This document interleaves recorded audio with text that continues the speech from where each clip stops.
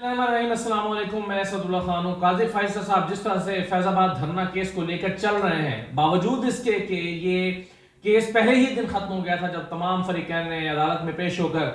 درخواستیں واپس لے لی تھی، لیکن قاضی فائز صاحب اس معاملے کو ختم کرنے کے لیے تیار نہیں ہوئے اور انہوں نے فیصلہ کیا کہ اس کو منطقی انجام تک پہنچایا جائے گا۔ باوجود اس کے کہ جب بھی کوئی درخواست گزار عدالت کے سامنے پیش ہو کر اپنی درخواستیں واپس لے لیتا ہے، وہ کیس ختم ہو جاتا ہے، داخل دفتر ہو جاتا ہے اور اس کے بعد وہ کیس یعنی درخواستیں نمٹا دی جاتی ہیں، جو لفظ ہم استعمال کرتے ہیں کہ درخواستیں واپس لینے کی بنیاد پر نمٹا دی گئیں، لیکن قاضی فائز عیسیٰ صاحب اس کیس کو یوں چھوڑنے کے لیے تیار نہیں ہیں۔ اپنا فیصلہ جو انہوں نے دیا تھا، اس کے بعد نظر ثانی کی درخواستیں آئی تھیں تو ان کو کچھ نکات میں بہت زیادہ دلچسپی ہے، اور جس انداز میں وہ اس دھرنا کیس کو لے کر آگے چل رہے ہیں، اس سے ایسا لگتا ہے کہ کہیں اس سے خدشہ ہے کہ کہیں ان کے تعلقات اسٹیبلشمنٹ کے ساتھ کشیدہ نہ ہو جائیں۔ ویسے تو خیر کسی بھی چیف جسٹس کو حکومت یا اسٹیبلشمنٹ کے ساتھ تعلقات کی کشیدگی یا تعلقات کے اچھا ہونے کو ذہن میں رکھے بغیر کام کرنا چاہیے، آئین و قانون کی روشنی میں آگے بڑھنا چاہیے، لیکن اس کے باوجود ہمارے ہاں بہرحال جو اداروں کے درمیان ہم آہنگی ہے اس کو بہت اہمیت دی جاتی ہے، اور اداروں کے درمیان کشیدگی ہے اس کو بھی خوب ڈسکس کیا جاتا ہے۔ اب یہ جو فیض آباد دھرنا کیس ہے، اس میں حکومت نے اپنی جان چھڑانے کے لیے ایک کمیشن تو بنا دیا اور 3 رکنی کمیشن بنایا۔ سابق آئی جی پولیس اختر علی شاہ کی سربراہی میں سابق آئی جی اسلام آباد طاہر عالم خان بھی اس میں رکھے گئے، اور ایڈیشنل سیکرٹری داخلہ خوشحال خان صاحب کو اس میں شامل کر کے 3 رکنی کمیشن بنایا گیا۔ اب اس میں جو کمیشن ہے، اس میں چیف جسٹس صاحب نے جس طرح سے اس کو اختیارات دیے ہیں یا مزید اس کے ٹیوارز میں اضافہ کرایا ہے، قاضی فائز صاحب نے ایک تو یہ کہا کہ یہ کمیشن سابق وزیر اعظم یعنی عمران خان، سابق آرمی چیف یعنی جنرل باجوہ اور چیف جسٹس کو بھی بلا سکے گا، اس وقت کے جو چیف جسٹس ہیں ان کو بھی بلا سکے گا یہ کمیشن، اس کو بااختیار بنا دیا گیا۔ اور پھر کہا کہ نظر ثانی کی درخواستیں اتفاقیہ ہیں۔ یہ سب سے زیادہ دلچسپی ہے قاضی فیصل صاحب کو، وہ اس نقطے میں ہے کہ یہ جو نظر ثانی کی درخواستیں دائر کی گئیں یہ کس کے کہنے پر دائر ہوئیں، اور یہ جو درخواستیں واپس لی گئیں یہ کس کے کہنے پر واپس لی گئیں، اور یہی وجہ کہ میرا خیال ہے کہ یہ ایک ایسا ٹی یو آرز میں شامل کرایا ہے نقطہ قاضی فیصل صاحب نے کہا کہ ٹی یو آرز میں اس کو شامل کریں کہ نظر ثانی کی یہ درخواستیں اتفاقیہ ہوئی ہیں یا کسی کے کہنے پر دائر ہوئیں، کس نے یہ 9 درخواستیں 9-10 درخواستیں کس کے کہنے پر دائر کی، یا خود بخود الیکشن کمیشن آ گیا درخواست دائر کرنے کے لیے، خود بخود پیمرا آ گیا درخواست دائر کرنے کے لیے، خود بخود وفاقی حکومت نے دائر کر دی، اعجاز الحق شیخ رشید، کیا خود بخود انہوں نے دائر کر دی درخواستیں یا کسی کے کہنے پر دائر کی، اور آج جب واپس لے رہے ہیں تو کسی کے کہنے پر لے رہے ہیں۔ یہ وہ نقطہ ہے جو میرا خیال ہے سب سے زیادہ سینسٹیو بھی ہے، اور جس پر قاضی فائز صاحب کو سب سے زیادہ دلچسپی بھی ہے، اور سب سے زیادہ اس پر وہ بار بار اصرار بھی کر چکے ہیں۔ اب اس میں جو انہوں نے قاضی فیصل صاحب نے کہا، انہوں نے کہا کہ ایک تو کمیشن کے قیام کے 2 ماہ میں اپنی رپورٹ پیش کرے گا، یعنی قاضی فیصل صاحب چاہتے ہیں کہ یہ نہ ہو کہ ماضی کے کمیشنز کی طرح لامحدود اس کے پاس وقت ہو اور ہمیشہ کے لیے یہ اپنی سفارشات مرتب کرتا رہے اور پھر کبھی ہمارے سامنے کمیشن کی رپورٹ نہ آئے۔ 2 ماہ میں اپنی رپورٹ مرتب کرے گا فیض آباد دھرنا، اور اس کے بعد ہونے والی واقعات کے لیے تحریک لبیک کی غیر قانونی مالی امداد کرنے والوں کی تحقیقات کرے گا، فیض آباد دھرنے کے حق میں بیان اور فتویٰ دینے والوں کے خلاف ایکشن تجویز کرے گا کہ کس نے ان کے حق میں بیان دیا اور کس نے ان کے حق میں فتویٰ دیا، ان کے خلاف کیا ایکشن ہونا چاہیے، تعین کرے گا کہ کوئی پبلک آفس ہولڈر قانون کی خلاف ورزی کا مرتکب تو نہیں ہوا، کوئی پبلک آفس ہولڈر، کوئی ایم این اے، کوئی وزیر اعظم، انہوں نے کوئی قانون کی خلاف ورزی تو نہیں کی، اور انٹیلیجنس ایجنسیوں کے سرکاری ملازم یا اشخاص فیض آباد دھرنے میں ملوث تو نہیں ہیں، یعنی فیض حمید جنرل فیض حمید کے حوالے سے کردار کو بھی قاضی فائز صاحب جو ہیں وہ چاہتے ہیں کہ وہ بے نقاب ہو اور وہ سامنے آئے، تو انہوں نے کہا کہ سرکاری ملازم یا اشخاص فیض آباد دھرنے میں ملوث تو نہیں۔ کمیشن فیض آباد دھرنے کے ذمہ داران کے خلاف ایکشن بھی تجویز کرے گا، پیمرا رولز کی خلاف ورزی کرنے والے کیبل آپریٹرز اور براڈ کاسٹرز کے خلاف تحقیقات کرے گا،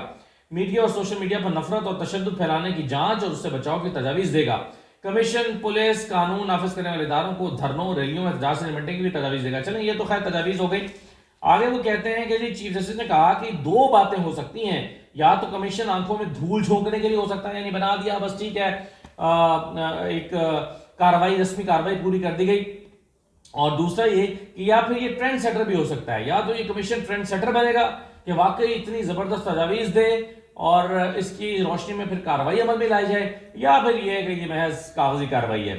پھر شیخ رشید سے انہوں نے جو مکالمہ کیا چیف جسٹس نے شیخ رشید سے مکالمہ کیا کہ آپ نے نظر ثانی کی درخواست آخر دائر ہی کیوں کی تھی؟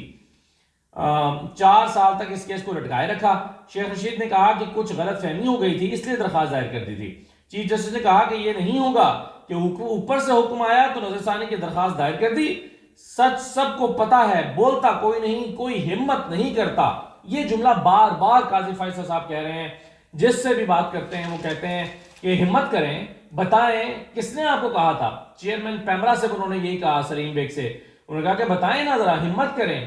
کس نے آپ سے کہا تھا کہ درخواست دائر کرے اور کس نے آپ سے کہا کہ درخواستیں واپس لیں، آپ کس کے کہنے پر کر رہے ہیں؟ تو سلیم بیگ صاحب نے تو پچھلے سماعت پہ کہا تھا کہ جی یہ ہم نے اپنے خود فیصلہ کیا تھا، لیکن قاضی فیصل صاحب ایسا لگتا ہے کہ اس پر یقین کرنے کے لیے تیار نہیں ہے۔ شیخ رشید سے بھی انہوں نے یہی کہا کہ بتائیں کس کے کہنے پر درخواست دائر کی تھی، سب کو پتا ہے، بولتا کوئی نہیں ہے، ہمت کوئی نہیں کرتا، یہ قاضی فیصل صاحب کہہ رہے ہیں۔ لیکن قاضی فیصل صاحب خود بھی ہمت نہیں کر رہے نا، مسئلہ یہ ہے۔ پتا اگر قاضی صاحب کہہ رہے ہیں سب کو پتا ہے تو اس کا مطلب قاضی صاحب کو بھی پتا ہے۔ اگر قاضی فیصل صاحب کو پتا ہے تو پھر وہ ہمت کر لیں نا، وہ بولیں کہ کس کے کہنے پر کیا اور کیوں نہیں، وہ دوسروں کے منہ سے کہلوانا چاہ رہے ہیں۔ تو بار بار وہ یہی سوال کرتے ہیں کہ سب کو پتا ہے، بولتا کوئی نہیں ہے، ہمت کریں ہمت کریں، تو خود وہ کیوں ہمت نہیں کرتے، یہ ایک اہم سوال ہے۔ اچھا،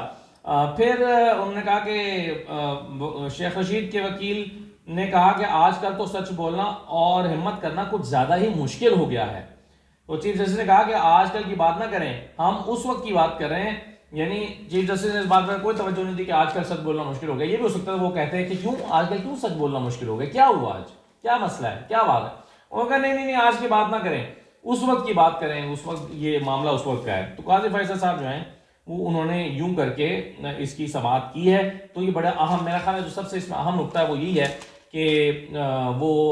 اس میں ٹی او آرز میں داخل کرا رہے ہیں، شامل کرایا انہوں نے کہ کس کے کہنے پر درخواست دائر ہوئی اور کس کے کہنے پر درخواستیں جو ہیں وہ واپس لی گئی ہیں۔ تو اس نکتے کو سیٹل کیے بغیر قاضی صاحب آگے بڑھنے کے لیے تیار نہیں ہیں۔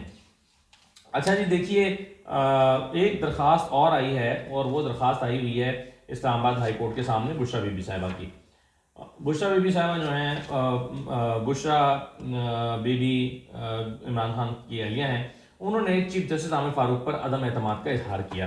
اور جو درخواست پر انہوں نے جو موقف اختیار کیا وہ میں آپ کے سامنے رکھ دیتا ہوں۔ وہ کہتے ہیں جی، بشرا بی بی نے عمران خان سے جیل میں کسی اور کی موجودگی کے بغیر ملاقات کی درخواست پر سماعت، یعنی یہ میں آپ کو بیسیکلی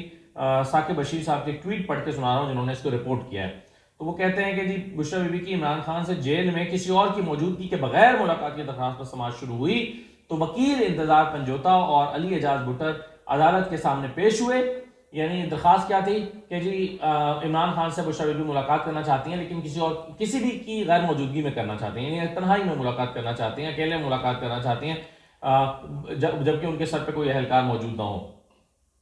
تو اس پر جب سماعت شروع ہوئی تو انتظار پنجوتا اور علی اعجاز بٹر عدالت کے سامنے پیش ہوئے۔ انتظار پنجوتا کی جانب سے چیف جسٹس کے سامنے کہا گیا کہ بشرا بی بی اور ان کے شوہر عمران خان نے آپ پر عدم اعتماد کا اظہار کیا ہے۔ مجھے ہدایات ہیں کہ ہمارے کیس یہ بینچ نہ سنیں، اس کورٹ سے اب ہمیں امید نہیں رہی، ہمارے کیس ایک ہی بینچ میں لگ رہے ہیں۔ تو یہ انہوں نے کہا کہ ایک ہی بینچ میں بار بار ہمارے کیس لگ رہے ہیں، اس بینچ پر اعتماد نہیں ہے، چیف جسٹس عامر فاروق پر اعتماد نہیں ہے، اس لیے یہ ان کے سامنے نہیں لگنا چاہیے۔ پھر انہوں نے کہا کہ چیف جسٹس نے ریمارکس دیا، جو دلچسپ رد عمل ہے وہ یہ ہے، چیف جسٹس نے ریمارکس دیے کہ ایسا نہیں ہے، جو فیصلے بھی ہیں وہ آپ چیلنج کر سکتے ہیں، یعنی جو بھی میں فیصلہ کروں اگر آپ کو اس پر اعتراض ہے، اعتماد نہیں ہے نا آپ کو، تو جو میں فیصلہ سنا اس کو چیلنج کر دیں۔ یہ بڑا عجیب سا انہوں نے آگے سے رد عمل دیا، ان کا فیصلہ چیلنج کر دیں، آگے جا کے یعنی اگلی کورٹ میں چلے جائیں، انٹرا کورٹ اپیل میں چلے جائیں، سپریم کورٹ میں چلے جائیں۔ تو انہوں نے کہا کہ اس کو آپ چیلنج کر سکتے ہیں، کیے بھی ہوئے ہیں۔ پھر چیف جسٹس نے آرڈر لکھوایا، اس کے بعد وہ چیف جسٹس نے ان کی درخواست رد کر دی اور آرڈر لکھوایا کہ پٹیشنر کے وکیل عدالت کے سامنے بینچ پر اعتراض کی کوئی خاص وجہ بیان نہیں کر سکے، یعنی یہ نہیں کہہ سکے کہ جی کیا، یعنی تسلی نہیں دے سکے، تسلی بخش جواب نہیں دے سکے عدالت کو جب پوچھا گیا کہ آپ کو کیوں اعتماد نہیں ہے اس بینچ پر، اور انہوں نے کہا کہ اعتراض کی کوئی خاص وجہ بیان نہیں کر سکے، اس لیے اسی تناظر میں سپریم کورٹ بار ایسوسی ایشن، پاکستان بار کاؤنسل، اسلام آباد بار کاؤنسل اور اسلام آباد ہائی کورٹ بار کو نوٹس جاری کر رہے ہیں، اس نقطے پر عدالتی معاونت کریں، پھر سماعت غیر معینہ مدت کے لیے ملتوی ہوگی۔ یعنی انہوں نے بیسیکلی بہت سارے لوگوں کو انوالو کر دیا کہ جی اس پر قانونی معاونت فراہم کریں. آپ کیا سمجھتے ہیں کیا ہونا چاہیے؟ اور اس کے بعد سماعت کو جو ہے وہ غیر معینہ مدت کے لیے ملتوی کر دیا گیا. تو یہ جو عدم اعتماد کا اظہار عام طور پر کسی بینچ پر کیا جاتا ہے. ہم دیکھتے تھے لاہور ہائی کورٹ میں جب بھی کوئی کسی بینچ پر عدم اعتماد کا اظہار کرتا تھا تو جج ریکیوز کر جاتے تھے. تو کہتے تھے مجھ پر عدم اعتماد کا اظہار ہو گیا میں ریکیوز کر دیتا ہوں. اچھا کئی دفعہ ایسا بھی ہوا مثلاً پرویز ملک کی وفات کے بعد ان کا جو کہ اس میں یہاں سے لڑنا تھا جمشید چیمہ نے, تو جمشید چیمہ صاحب کا 3 بینچ ٹوٹے. 3 مرتبہ ججز نے کہا کہ جی ہمارا پرویز ملک کی فیملی کے ساتھ ذاتی تعلق ہے, اس لیے ہم کیس نہیں سننا چاہتے. اور یہاں پر عدم اعتماد کا اظہار کیا جا رہا ہے بار بار ججز پر, اور ججز جو ہیں وہ ریکیوز نہیں کر رہے. تو یہ ہے جی ان کا اسلام آباد ہائی کورٹ کا بھی معاملہ. اچھا ایک اور کیس چل رہا ہے عدالت کے اندر, اور وہ چل رہا ہے کہ جی ثاقب نثار کے بیٹے کی آڈیو لیک ہوئی تھی نجم ثاقب کی, اور اس آڈیو میں وہ پی ٹی اے کے ٹکٹ کے حوالے سے جو ہے وہ بات چیت ہو رہی تھی, اس پر کیس چل رہا ہے. اس پر آپ جانتے ہیں کہ کمیٹیاں بھی بنی, کوئی پارلیمنٹ کی کمیٹی میں بنی تھی, اسلم بہتانی صاحب کی سربراہی میں کمیٹی بنی تھی. وہ کمیٹیاں اس پر جو ہے وہ بہت ارکریزی کرتی رہیں, اور ان کا بیسیکلی وہ یہ نکالنا چاہتے تھے کہ یہ ٹکٹیں جو ہیں وہ پی ٹی اے نے فروخت کی ہیں. اب اس پر ظاہر نیچرلی سوال یہ اٹھا ہوا ہے کہ یہ لیک کون کرتا ہے, ریکارڈ کون کرتا ہے گفتگو, اور لیک کون کرتا ہے.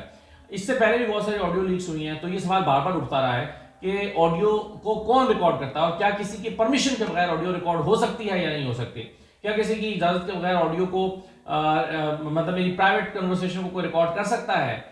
تو یہ بڑا امپورٹنٹ کوسچن تھا جو اٹھا ہوا تھا. اب پی ٹی اے جو ہے وہ عدالت میں پیش ہوئی ہے, اس نے اپنی رپورٹ جمع کرائی ہے. پی ٹی اے سے کہا گیا تھا کہ بتائیں جناب کیا آپ کا اس پہ موقف ہے. تو پی ٹی اے نے جواب دیا ہے کہ جناب ہم تو کوئی تحقیقاتی ایجنسی نہیں ہے, یعنی ہمارے ہاتھ کھڑے ہوئے ہیں, ہم کچھ نہیں کر سکتے. انہوں نے کہا کہ آڈیو لیک کرنے والے شخص کی شناخت کی ہمارے پاس صلاحیت ہی نہیں ہے, یعنی اس آڈیو کو کس نے ریکارڈ کیا اور کس نے لیک کیا. تو پی ٹی اے کے پاس بطور ادارہ یہ صلاحیت موجود نہیں ہے کہ ہم بتا سکیں کہ کس نے اس آڈیو کو لیک کیا. آڈیو لیک کرنے والے شخص کی شناخت ہی ہم نہیں کر سکتے. بڑی حیرت کی بات ہے کہ یہ تو اگر یعنی فرض کرنا چاہیں یہ تو پولیٹیکل سی آڈیو تھی, اگر کوئی آڈیو کسی کرمنل کیس سے متعلق ہو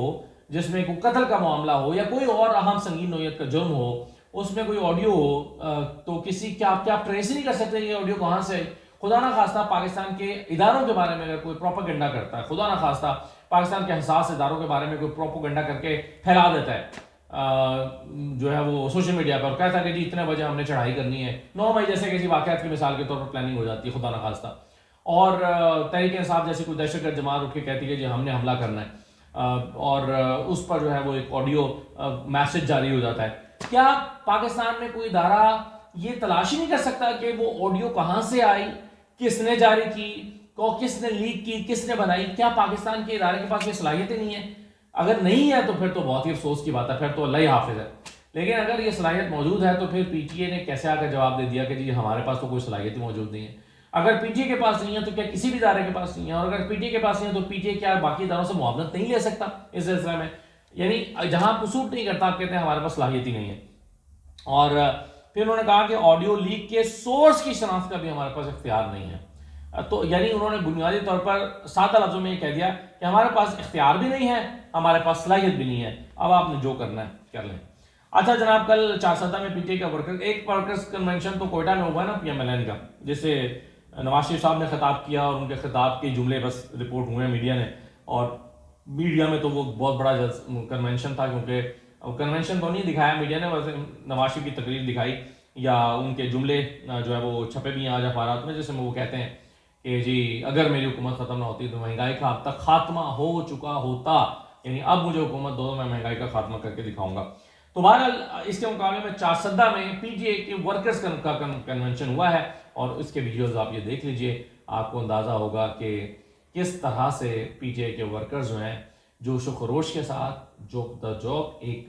کال پر نکلے ہوئے ہیں, باوجود اس کے کہ حالات سازگار نہیں ہیں. بہت سارے لوگ بھی نہیں نکلتے کہ جی حالات سازگار نہیں ہیں, لاٹھی چارج ہو جائے گا, آنسو گیس کی شیلنگ ہو جائے گی. یہ وہ لوگ ہیں جو اس ڈر کے باوجود آئے ہیں. تو آپ سوچئے کہ اگر یہ ڈر نہ ہو تو پھر کتنے لوگ آئیں گے. تو یہ بہرحال کچھ چیزیں تھیں جو میں آپ کے ساتھ شیئر کرنا چاہتا تھا. اگلی ویڈیوز میں باقی مزید بات کرتے ہیں. اجازت دیجیے, اللہ حافظ.